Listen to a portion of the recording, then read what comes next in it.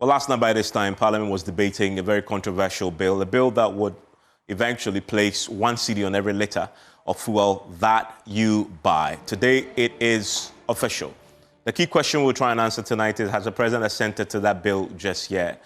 And when would it take effect? But why did the Finance Ministry and the Energy Ministry find it necessary, the government find it necessary to impose this 1 cedi on every litre on fuel? That is a fundamental question. Let's understand the why and ask the question after that, evaluating if this is necessary to avert a bigger crisis. Now, what do we know so far? We know that currently, as it stands, you are currently already paying 95 pesos if you are talking about petrol.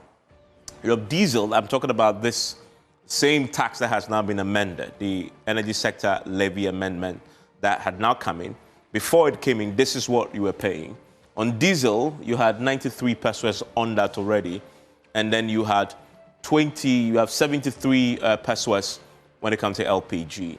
Now, with the addition of 1 cedi on top of what is currently there, you're currently now talking about 1 cedi 95 pesos for petrol, and 1 cedi 93 pesos for diesel, right? So 1 cedi on every litre. That's what it is already. Now, you need to then begin to look at why government is doing this. And this is what is giving government the confidence that this is the right time to do it. Because the key question that you need to ask is, why now? Why now? For a few reasons, as far as the government is concerned. One is, if you look at this graph here, it's trending downwards. And I'm talking about the world price of crude, trending downwards significantly. If you look at that, even in December last year, it was around just above $81 per barrel. It's dropped all the way to $61 per barrel. So the world crude prices are dropping, right? And that is an indicator that you expect it to be cheaper now, not that expensive. So that's one. Another key important factor for the government, something we've talked about here on the show before, the reason why they feel confident that if they impose this tax on petrol this time 1 cedi, it will not have as great an impact on the ordinary person in terms of your pocket. It will if, for example, you were in this particular area here when you look at the cost of fuel, other pumps, right? Diesel and petrol. Because if you go back to February, we were talking about diesel. We're at some 15 cedi 99 pesos. For petrol, we have 15 cedis 85 pesos. So this is very, very high at the time, right? And you look at this peak here. But you've seen a consistent drop all the way to 12 cedis, which is what you're currently buying it at. So there's a windfall. You've seen the dividends. The reason why GPLTU has reduced the fares, that is very important, and all tied to the cedi's miraculous performance against all trading currencies.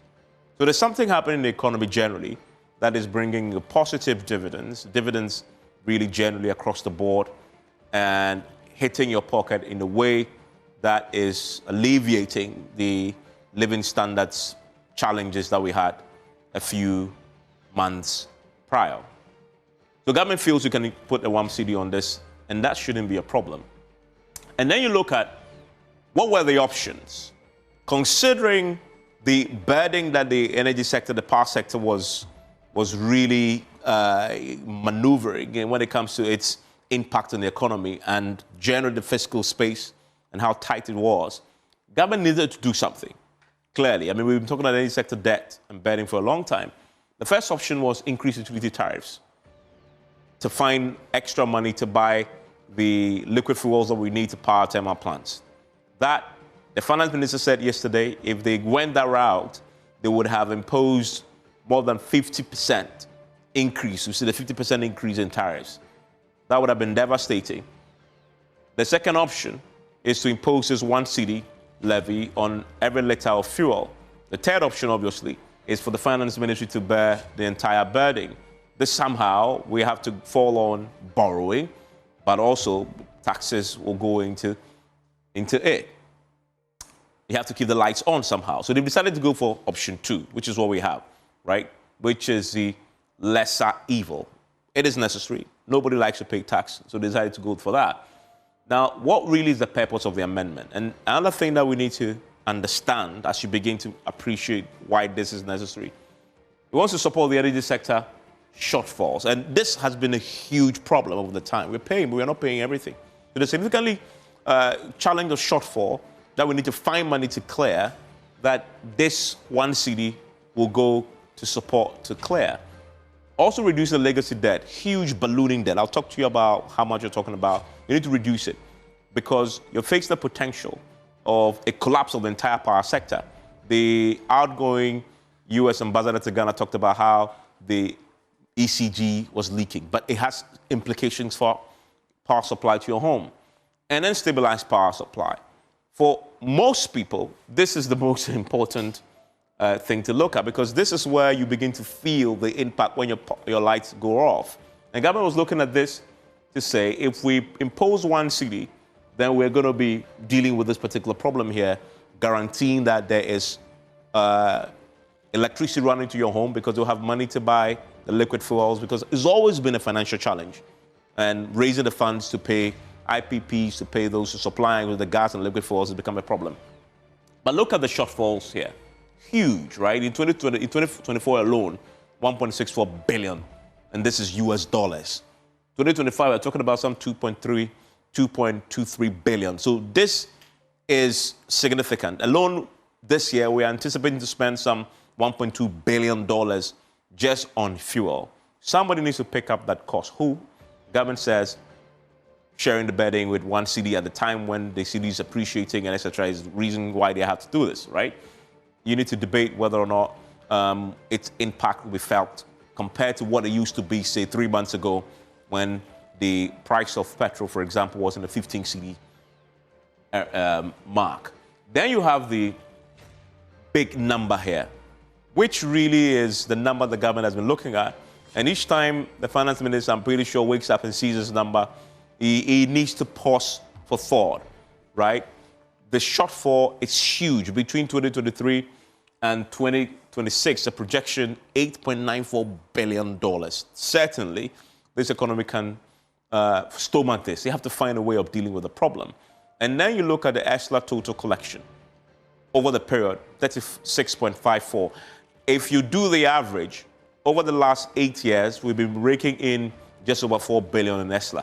But it is still inadequate to deal with the shortfalls because the government of Ghana is finding $20.8 billion to deal with the shortfall. ESLA is just giving you $1 billion plus because ESLA, everything is not going to the debt. We have to deal with other challenges in the sector, so it's going there also. So in comes the one cedi levy. Then you have the legacy debt that also needs to be cleared of 3.1 billion. Huge jaw-dropping numbers. The question is the one cedi enough to address these challenges?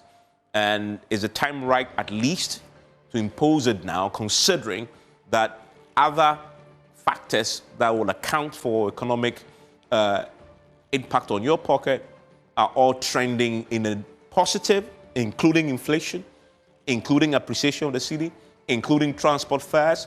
We've seen the pharmaceutical companies say they're going to reduce the price of medicines. You've seen Guta say they're reducing prices on the market. So everything else that burden us as citizens appear to be trending in the positive, significantly lessening the burden on the ordinary Ghanaian. So is it okay to then accommodate one cedi per litre to keep the lights on? My guests will weigh in after this.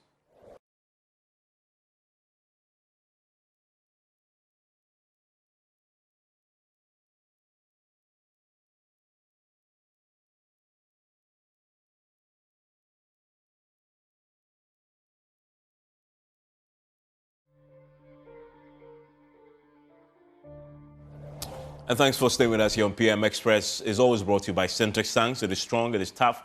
Academic Times newspaper and Pepsodent Cavity Fighter toothpaste. My guest joining me tonight for a conversation, big conversation indeed, is Isaac Boamanyako. He is a member of the Finance Committee in Parliament, who joins me in the studio. I'm also joined by Dr. Reverson Upon. He's a CEO and industry coordinator of the Chamber of Oil Marketing Companies. And I'm delighted that he joins me on this because when you go to his filling station or those of his members, you feel that one city. And I wonder what they make of this. Honorable Kwabena Donkor, Dr. Kwabena Donkor joins us too. He is a former Minister for Power. And I'm delighted to have him because this is a sector that, even beyond the fact that he's a former sector minister, he understands very well the intricacies of this sector. Dr. Ni Darko Asante is a former board member of the PULC and also joins us. Dr. Steve Matea is a co-chair of the Ghana Extractive Industry Transparency Initiative. He's a policy analyst, also joins us. I wanted to start with Dr. Kwabena Donkor because we need to understand this was passed last night. I wanted to understand if the president has assented to this particular bill. Dr. Donkor, can you hear me? Anymore. We can't hear Evans anymore. Okay. I can't hear him saying that he can't hear me anymore. So hopefully look, we can fix it. Dr. Kwabena Donkor, can you hear me? Okay, we'll come to our guests hopefully on the set. But I will need to get clarity because it's important 24 hours on to get clarity on whether the president has assented to that bill and when it will take effect. But whilst we wait for Dr. Kwabena Donkor to come in, let me bring in Dr. Rivers Nopon into the picture. I guess you can also help us answer that because you would be told when you should start applying the one CD. Have you been told yet? No, not yet. Not yet. Waiting on GRA and MPA. To write formally to you.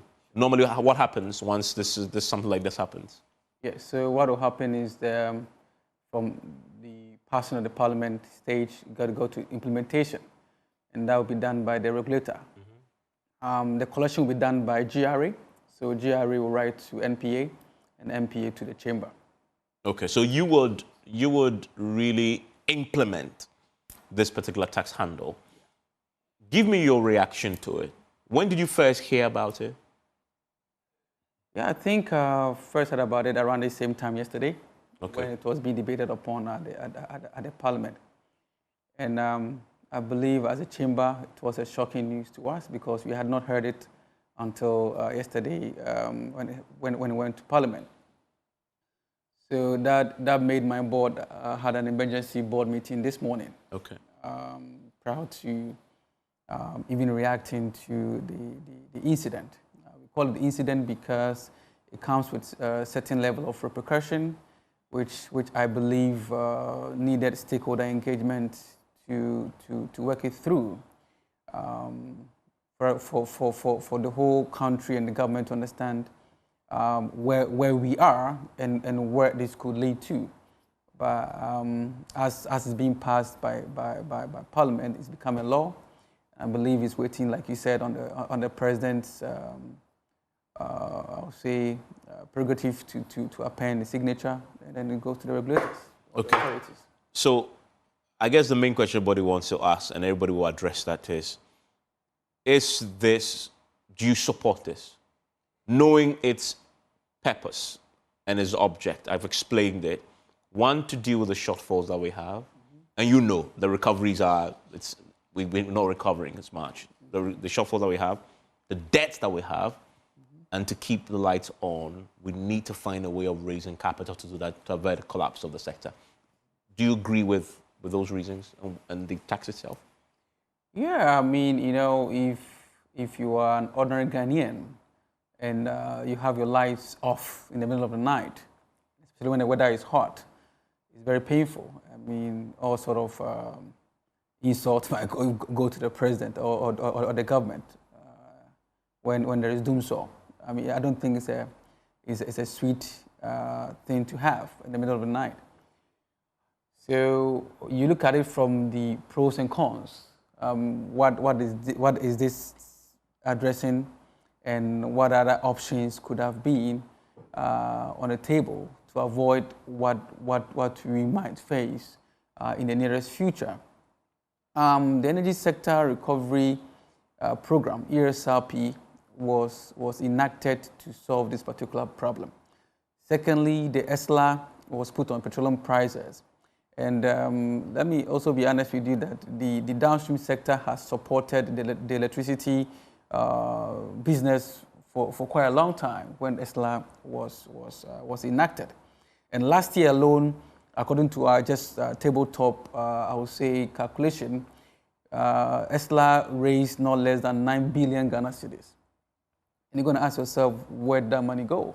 So it is not about increasing the ESLA or adding another one city to it that might solve the problem. But we need to understand what the exact problem is. You know, building a story building on a very soft foundation will cause a collapse. You asked a question. I think it's. Let me put it to Dr. Kamala Donkwa, what exactly the problem is. And Dr. Kamala Donkwa, do you know if the president has assented to the bill yet that was passed in Parliament last night? Dr. Donkwa, can you hear me?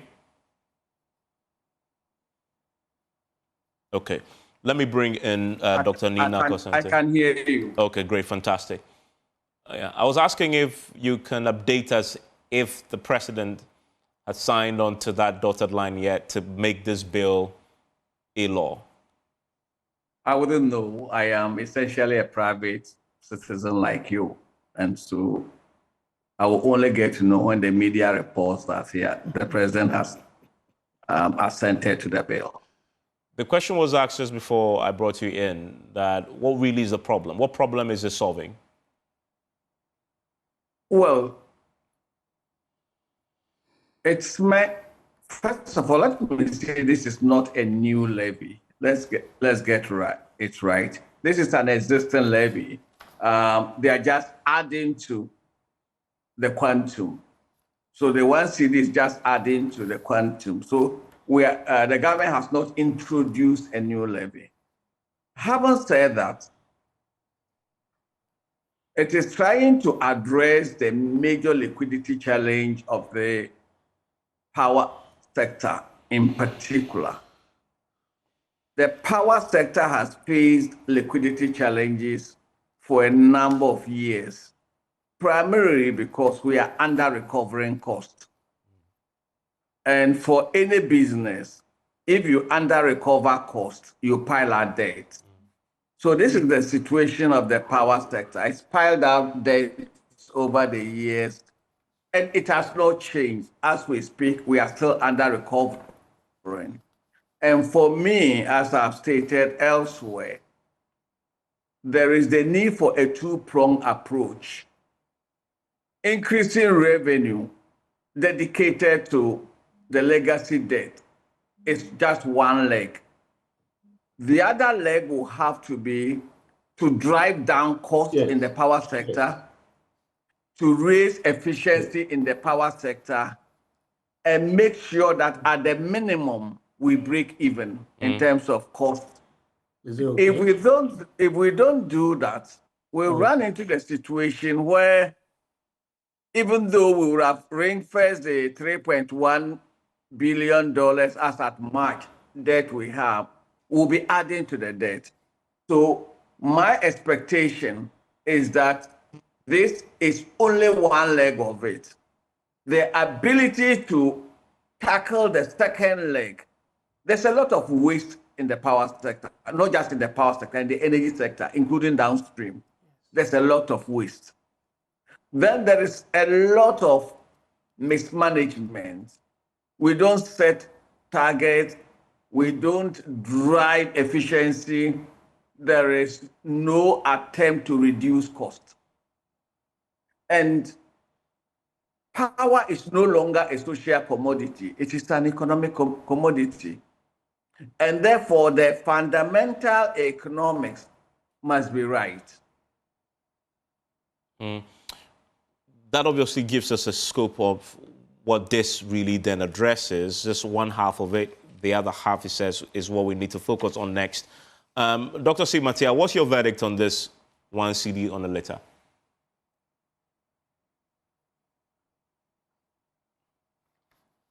Dr. Nida Kwasante, we'll take that. I understand we don't have him on the line. Dr. Sante?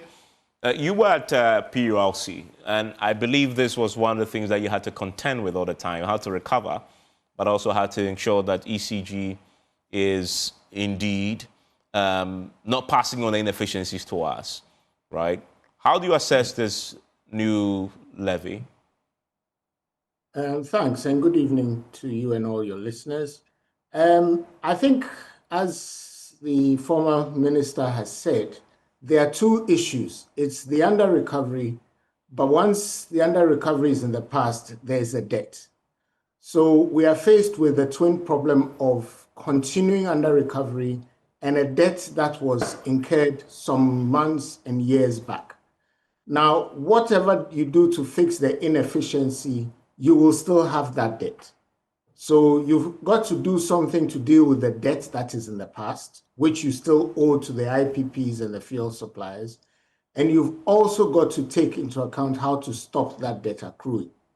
Now, the PRC's role will only be with current, should I say, expenditure and current incomes. So the tariff aspect of things can only help to stop the under-recovery if the tariff is too low, and where possible, also try and put some pressure on ECG to be more efficient. But PRC cannot do anything to deal with debts that have already been incurred. And that falls on essentially the owner of the debt, which is ECG's owner, which is we the people. And the government on our behalf has to do something about it. And as I've often said, whether we like it or not, the problem has always been that we either pay for the cost of power through the tariff, or we will pay for it in the form of taxes somehow. Because the government doesn't manufacture money, the president will not take money out of his pocket, the energy minister will not take money out of his pocket. It will have to come from us, the citizens of Ghana. When Car Power threatens to shut its power plant because it's not been paid, you can't increase tariff to cover the debt that is already owed. Government has to find the money somewhere. They can find it by not paying nurses so that they can, find some money to pay for the power, or they can increase taxes. I mean, whichever way it is, taxes or levies, we, the people, have to realize that we are always going to pay for this. We can scream for lower tariffs, but if the tariffs are too low and it creates a debt, we will pay like we are paying now. Do I hear you say fundamentally that this is necessary? It's inevitable. Okay. Somebody has to pay, and that somebody is you and me. Okay. I mean, that's a good way to summarize it. Is inevitable. Let me come to the studio now and bring in Isaac Balmer. You don't disagree with that? This is inevitable. If it had not been this government, your government would have done something similar to save the sector. Yes, of course. Good evening to our cherished viewers, and also to the good people of Efia, whom I represent, and to my brother here in studio.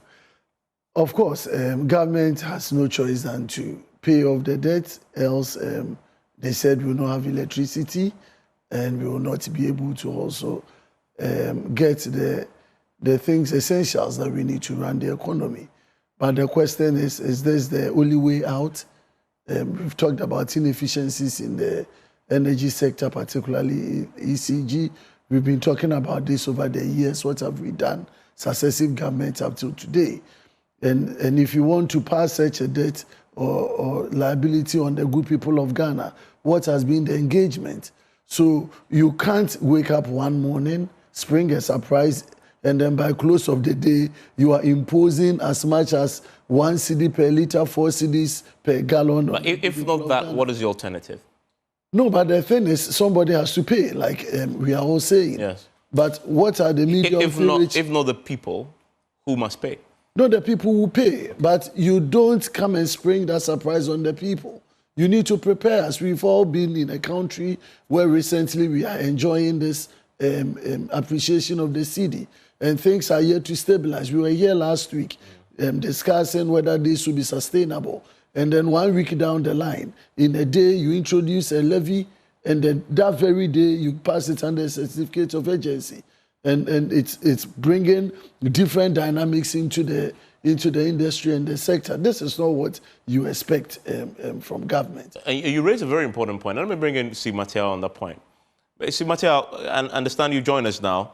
Now, is this a matter of urgency? I mean, there's a lot of comment around government should have consulted first. This was a surprise that was sprung on us. But knowing what you know as far as the energy sector is concerned and where we are at a tipping point that required urgent, immediate intervention, such as government decided to do last night. Yes, Evans. What government is trying to do is to avert a looming crisis that could shut down the whole country's economy. We are aware that power generating companies have been threatening to shut down their plants. And this is exactly what the government is trying to avert.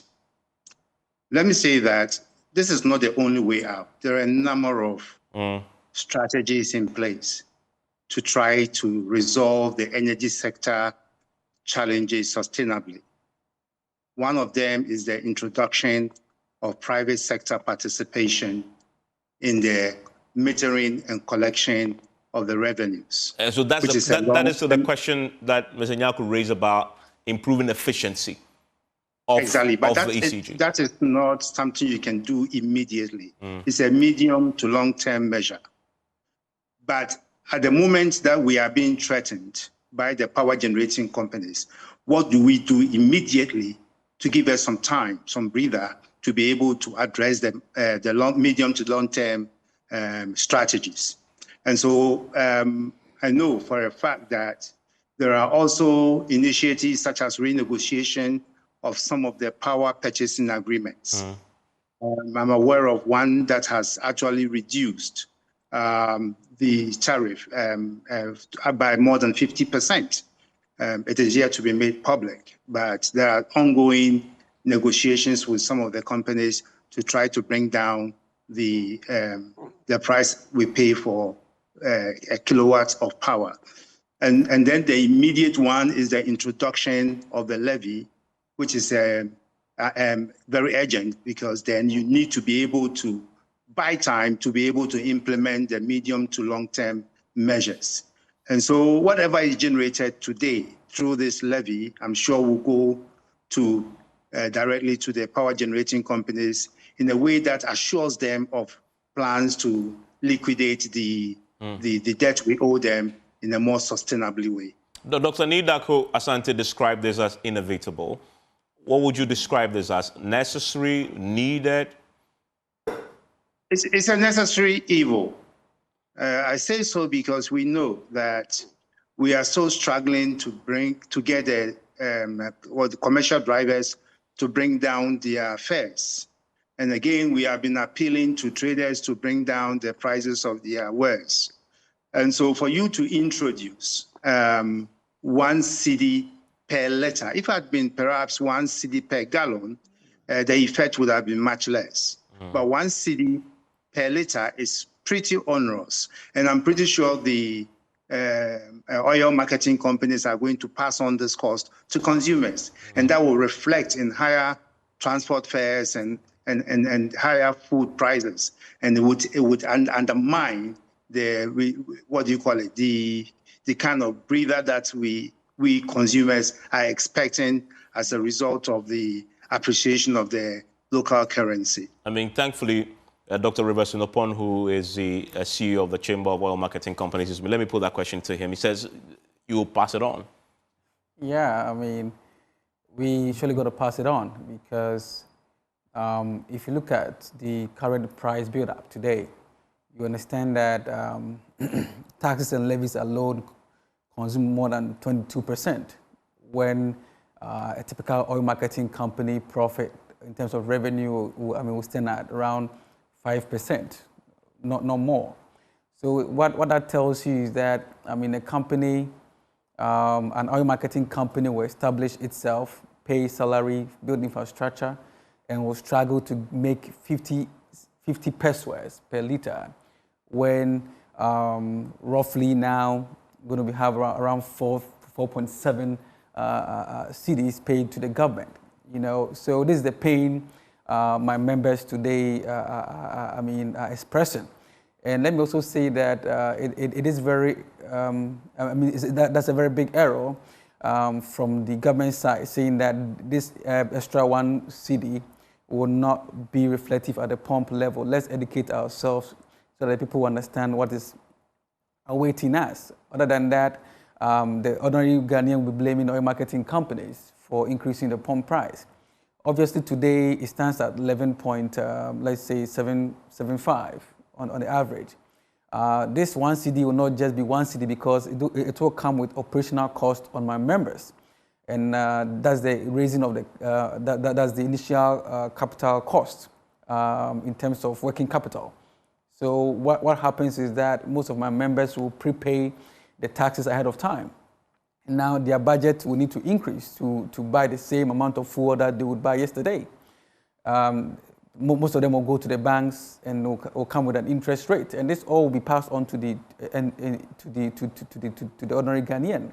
So that means that we're going to look at something above 13 cedis per litre out of what we have today.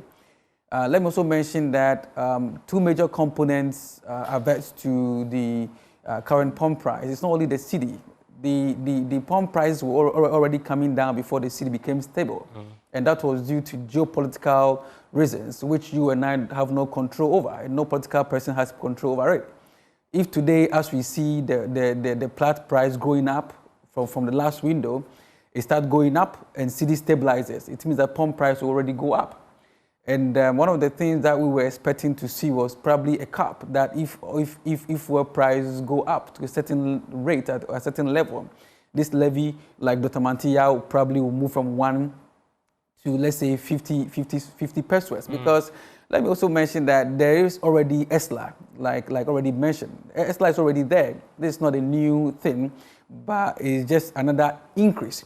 And one of the things that could also help the government, and I'll say it unapologetically, is that there are subsidized products like MGO, cell site, which the government will have to look at it. Probably stop the subsidy and let that money go into a coffer that can support. And if that is done, we're going to get about 1 billion cedis out of that subsidy alone.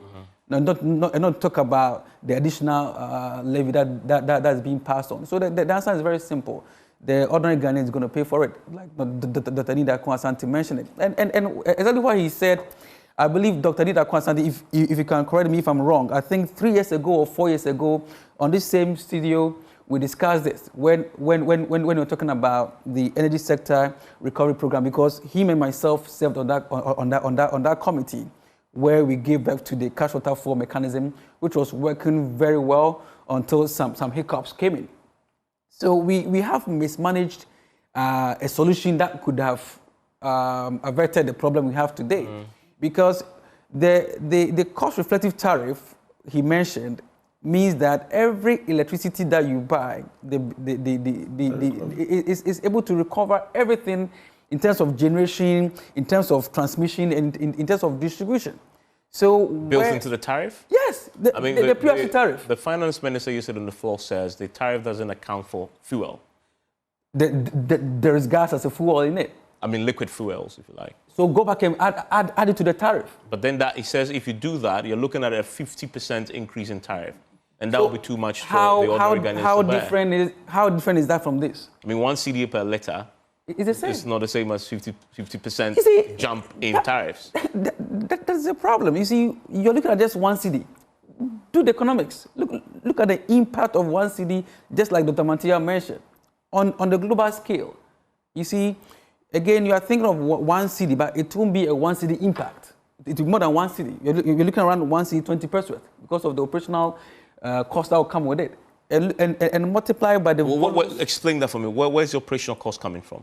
Working capital, interest rate, the bonds rate are going to increase. So the effective rate that I will feel will be more than 1 cedi, for sure. Will be more than 1 cedi. For sure, 100%. Okay. Let me bring in Mr. Nyarko. Give me your take on that, because the economic considerations are now, I guess, the biggest consideration.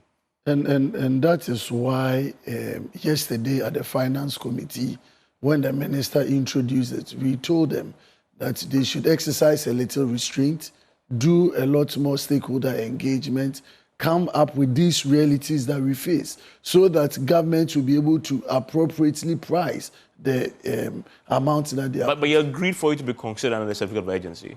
Of course, they use their numbers to take it to that level. On record, they did that on the basis of majority decision, not on unanimous basis. But we have a crisis. I mean, if you listen to Dr. Mateo. No, we are talking about crisis as if the export price stood at 15 cedis, the fuel. It had just come down from 15 to 12. If not for the stabilization of the cedi, if it has still remained 15, as of today, will government have increased or added 1 Ghana cedi? I think it stands to reason that they wouldn't have done so. No. In a memorandum, that they are just, listen, when the in a memorandum that I saw from Parliament, he was clear that the only reason why they're doing this, one of the reasons now, and that's in the timing, is because of the windfall that we currently have. Exactly. Yes. So my point is, when you have that windfall, you need engagement to be certain that the impact of your decision will not be as aggravating as we are intending to see now. We are all talking about 1 cedi per litre. 1 cedi per litre is significant. We were paying 95, now it's 195 pesos. I mean, 1 cedi, 95 pesos. Yes, per litre. And this is what he's saying. Government is taking over 22% of the build-up in taxes, and then the company is only taking 5.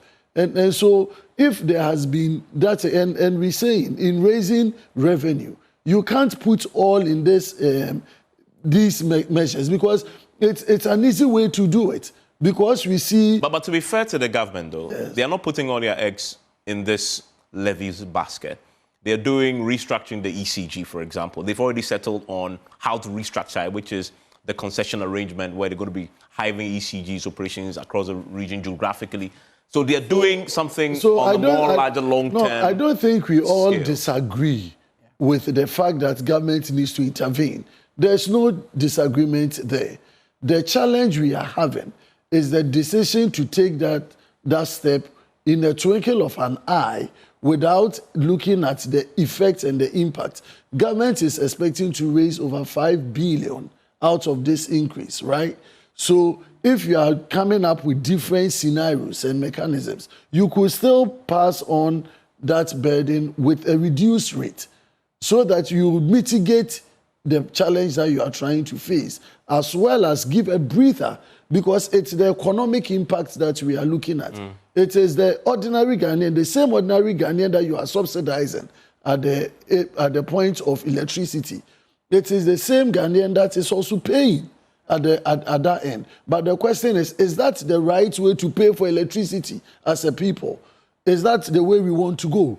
So we are looking for addressing the situation or the problem. And one of the ways is that government needs to raise immediate revenue. But that immediate revenue, the quantum of levy that you are imposing, and as he rightly said, this situation we find today is not going to be there forever. Things are going to change. So, and we raise these things in caucus and on the floor, that when these changes are coming, what will government do? You saw the bill. Is there a sunset clause in it? No, they didn't. And these were the things we wanted amendment to. And when you say it, they think because you are on the minority, but we speak for the people. At this stage, majority would be shipped. But we as minority, we are the people who have to listen and bring to government's attention some of these matters. And so when we raise it, we are not doing politics. We all know what is happening on the ground. We want to support government. We all want to find a final solution to this challenge. But to impose 1 Ghana cedi, and the net effect is that it's going to be 1.2, like he's saying, because operational costs will come in. And then you see the ripple effect in terms of, even on the market. As of today, I had discussion with some business community who were gradually reducing prices on the market. I mean, but look at it this way. I mean, if drivers do not increase their fares, the pass-on is really zero, is it not? I mean, those of our private vehicles will obviously have to bear that cost, but the masses will not feel it necessarily because drivers have already reduced their fares by 15%. And clearly from what you told us the last time we were here, global prices, the strength of the cedi is leading to a trending of export prices downwards. True? So, I mean, let me bring Dr. Kwabena Donkor into that conversation. Doc, weighing on that question of the impact of this, but also the timing of the decision. But there's also the question there about, is 1 cedi per litre the optimal sort of rate that you can place on fuel to get what you require to offset the challenges that we've talked about, debt, etc., and under recovery? Well, let me bring in this. Let not listeners get the impression that governments in the past have not reduced taxes and levies when world market price has shot upwards too much. In the past, it's been done. So let's not get the impression that once the 1 cedi is set, or once the taxes and levies constituting about 22% cannot be reduced if the exigencies of the time demand it. It's been done in the past. It's been done when I was at BOSS. It's been done under Professor Mills. It's been done under President Kufuor. So that option is still there. Let's not think it's not. We need to bring in. And it is about efficiency. It is about costing, even in petroleum pricing. As we speak, I am of the opinion that there is still a lot of juice in the price buildup. If you take the Uniform Petroleum Pricing Fund, on which Doc sits on, the fund has a huge surplus. It has a huge surplus because, in my opinion, we have overestimated the cost. So we can reduce the UPPF margin to reduce the impact of this 1 cedi. That is just one. There is also the primary distribution margin. That again can be reduced. We have a situation where the private sector, Ghana Private Road Transport Union, and other transport operators have reduced prices by 15%. The transportation element in the price builder has not been reduced. And the transportation element is represented by the UPPF and the primary distribution margin. So I would expect the regulator in the next window, and I've made this case to the regulator, I've made it to the minister. In the next window, there should be a reduction on UPPF. Since, you see, the single largest operating expense in running transportation is fuel. So when fuel prices have gone down, the expectation is that transport fares will go down. However, this has not happened when it comes to haulage of petroleum products. So there is room there to further bring down margins. And not just that, we should begin to be looking at some of the administrative costs in the price buildup, the margins. Apart from the oil marketing companies and the BIDEX, in any case, there's the intention of removing that distinction between an oil marketing company and a BIDEX, so that we just have one entity. But when that happens, it should also lead to the reduction in the margins for the two. There is still too much juice in the price buildup, and that should constitute an element of our drive towards greater efficiency. I mean, please you make the point. And therefore, the impact, assuming in the next 2 weeks, the cedi further appreciate, that would accommodate to a large extent this 1 CD. But we cannot go on this way forever. We must make efficiency the hallmark. The efficiency in the petroleum, downstream and upstream sectors, but more importantly, in the power sector. It is not just ECG. There is NETCO. There is Ghana Gas. There is VRA. So there must be a plan to drive down cost. This we cannot fail to do. And Dr. Reeves, I'll come to you. Make a note for me. I want to quickly get Dr. Nida Santis' take on this. Doc, long term, what is the long-term solution here? There's one school of thought that says, and I think as Dr. Rivers suggested it, that why don't you price the fuel cost into the tariff? That maybe could be a way, because it's more sustainable, but time, you review it. Is that a solution? Absolutely. I definitely believe the power cost should pay for everything that it takes to deliver power to consumers. The idea of sort of subsidizing it and then paying for it elsewhere is not generally a good idea. I'm not convinced that the 50% increase is accurate. The oil cost is significant, but it's unlikely to create a 50% increase in tariffs. I think it would be much smaller and quite easily taken into the power tariff. I believe with the fall in price of the dollar, there's plenty of room to take in all the costs and to make sure that for a change, we capture every single aspect of the cost of power within the power tariff.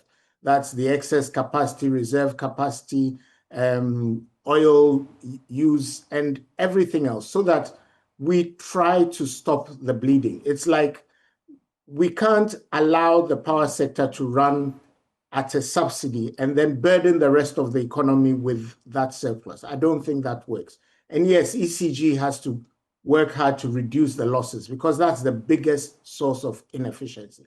And as was said, both ECG and NETCO, they need to reduce their distribution losses. I mean, the 30 or 20 odd % is way too high. It's just throwing money away. And that is where we need to focus on. But the debt that has already been accrued needs to be paid. And yes, it's a political question where you get the money from, either from increased taxes, from reduced expenditure. That's where the politicians will battle it out in parliament and so on. At the end of the day, like I said, it's inevitable. It has to come from somewhere. Maybe it could be done better. I don't doubt that. But for me, it's 6 of one, half a dozen of the other. We have to pay for it. Let's bite the bullet and do it. I mean, Dr. Sigmartel, do you expect this to be a permanent levy, or do you expect government to review this when the solutions they are currently pursuing, the more permanent long-term solutions, become a reality, if you may? Well, first and foremost, I think the government should have modeled and projected into the future as to how long this levy will enable us to recover whatever debt that there is. But it does not appear to me that this modeling has been done. And so the government has itself said it will review it in 2026. I guess when the review takes place, then we'll know how far we have to go to liquidate the debt in view. But a sunset clause would have given us that assurance, because all the fears people and then the misgivings people have about this 1 CD additional levy is as a result of the fact that in the past, government has not kept faith with the citizens. ESLA has always been abused. It's been used to pay road contractors. It's been used for pension funds related activities and stuff like that. And so over the period, it has not been used exclusively for its intended purpose. We have another situation on hand, Tema Oil Refinery. A toll recovery levy was introduced over 2 decades ago, and we are still paying, and we don't know when we'll finish paying. And it is these kinds of situations that creates apprehension whenever levies of this, no matter how well intended they are, it creates apprehension because it becomes a slush fund sort of, and it stays in perpetuity. This is what we need to avoid.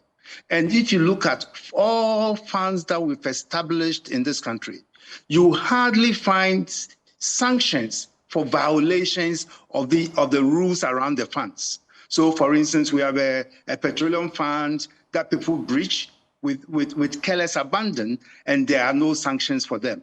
Look through the PRMA, the public PFM, Public Financial Management Act, and you will find sanctions for senior officers, but there are no sanctions for the minister who takes the ultimate decision on all matters regarding public finance. There's no sanction for violations. So oftentimes we just highlight the fact that this law or that law has been breached, but there are no sanctions, there are no consequences for the officer concerned. And that is why we continue to abuse funds of this nature. And that is where the apprehension is coming from. Dr. Riverson, I know you had an input to make on. So I think we are getting somewhere, and this has been a very holistic opinion from experts, as you could tell. Like I earlier on said, and Dr. Nida Kwansante just also threw more light into it. The cedi appreciation, as we see it today, is not only affecting the crude oil product marketing sector. When PRC today sits to do its quarterly adjustment, you will surely see a significant drop in the tariffs in the next announcement because of the cedi appreciation. Yeah. And like he really said, we could have rather kept an eye at PRC, and instead of bringing it down, because people are now still used to paying whatever levy they are paying for electricity, and then inject that particular levy there. And this doesn't need to go to Parliament. This doesn't need to even be public to cause panic in the space, because people will still know that there is cost to pay. But when we slash it to another level, and we expect the electricity price to fall, this is where we have this discrepancy. And let me also mention that the inefficiency also in the fuel power when it comes to gas. And I expected this government to do better than that, because today, I don't know what has happened to the GENSA and the GMPC agreement. You can never buy gas from ENI at $9 per MMBTU and sell at $2 per MMBTU to a private entity. Look at the price difference, $5. And who is going to pay for it? You and I are going to pay for it, like the thing that Konstantin mentioned, through additional taxes or levies. And like I also mentioned, I also want to repeat it, that there are petroleum products like MGO, cell site that needs to government should focus on that as well. Take a look at that and also make some recovery.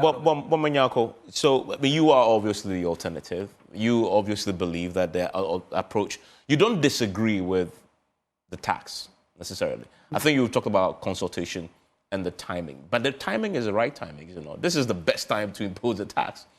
Yeah, so of course, if it's urgent for government would have to take the decision. The challenge again, and we don't need to belabor it, is about the quantum, which we can't also say much about it today. I think all of us would have to take responsibility for what has happened. As politicians, we have to be faithful, stand true to the good people of this country. If you want to take money for a purpose, you have to use it for the intended purpose. And I've mentioned to the finance minister, I think even yesterday I had a word with him, that Parliament will hold him accountable 100% for the usage of this money. And he said he's going to come back to us on a quarterly basis to report on how much has been received and what it has been used for. We would then sit there as a Parliament to allow those issues where Dr. Mantiwa is talking about. You collect the revenue or the amount for one purpose, and then you channel it for a different purpose, only for us to perpetuate this challenge that we see. So it has come to stay, but I think the minister said he will come back and review, maybe hopefully next year. Yeah. I think there will be clarity by the end of the year in terms of how far we've gone and whether we can amend further to bring in some sunset clauses amongst into it. Mr. Bond, thank you very much. Rivers, I'm grateful. Once you get the GRA notice I guess we'll get to feel it at the Oh, pumps. it's coming by tomorrow. Yeah, I mean, I guess so. I guess so. but I'm grateful, it can Dr. happen. Mateo, No, you, not you, but and at least Dr. Santi and Dr. Asante. Donko, all of you who joined us. Enjoy the rest of the evening.